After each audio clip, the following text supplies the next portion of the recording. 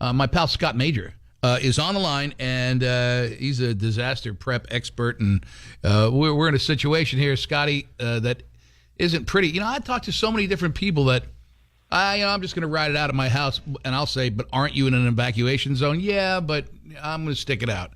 Is that insane? Thanks for having me, pal. Great to hear from you again.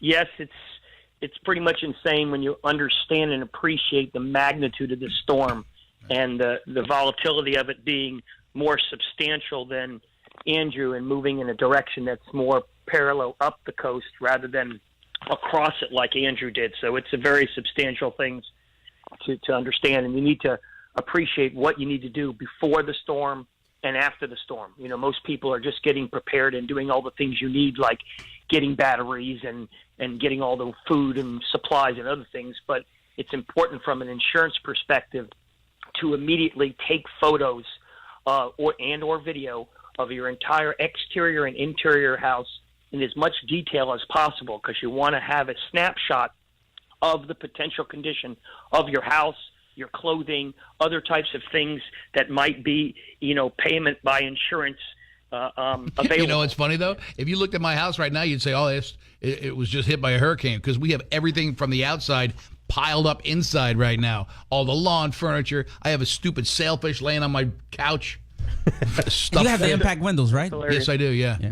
Impact glass. Hilarious. Impact glass is good to what, 150, something like that?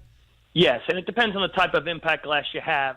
The reality is that most of those windows are going to hold, and you're not going to have those kinds of problems, with substantial glass breakage. But regardless, you really should take pictures, because you'd be surprised at how strong that will be when after the storm you call up your insurance adjuster and you tell him, hey, listen, here's the actual pictures before and after.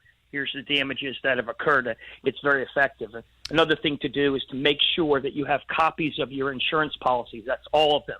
That's your windstorm, your flood, any other insurance, commercial business policies. If you don't have them, call your agent, say, I want certified copies or full copies of all those policies, because you want to have them at ready hand. They're going to have the phone numbers to call, and you're going to want to call directly to the insurance company as opposed to your agent, because first one in is usually first one paid. There's also going to be, since there's been a state of disaster declared by the federal government under EM 3385, that means FEMA is activated, which means that if you don't have insurance, you can also get coverage by going through FEMA and supplying those things. And it's important for everyone to understand that as soon as you do have damage right after the storm, you want to make a claim, because there'll be millions and millions of claims made. Yeah, I'm concerned about the insurance industry. A friend of mine is in the business said it's good if it goes up the East Coast, and we're waiting for Dennis Falcon at eight or so from the National Hurricane Center, but and Brian Norcross is going to be on. Yep. If it goes up the East Coast, and there's a lot of people, a lot of buildings, a lot of money, it could devastate the insurance industry. No? There's no doubt it's going to have a profound impact on there. Keep in mind for your listeners that there is a Florida fund that's available, a recovery fund in the event that some insurance company claims or goes out of business.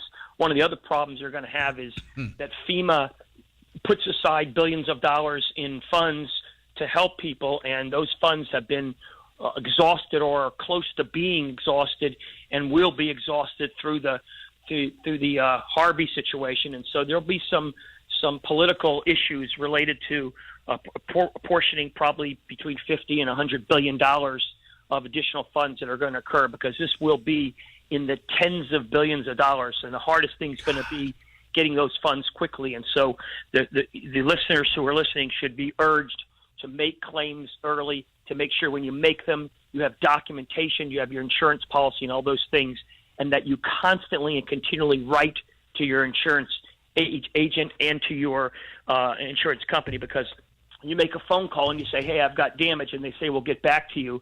You got to hope there's a recording, as opposed to actually getting the email address or other types of contact information and writing them and say, dear insurance person, thanks so much for agreeing to show up, on September 9th.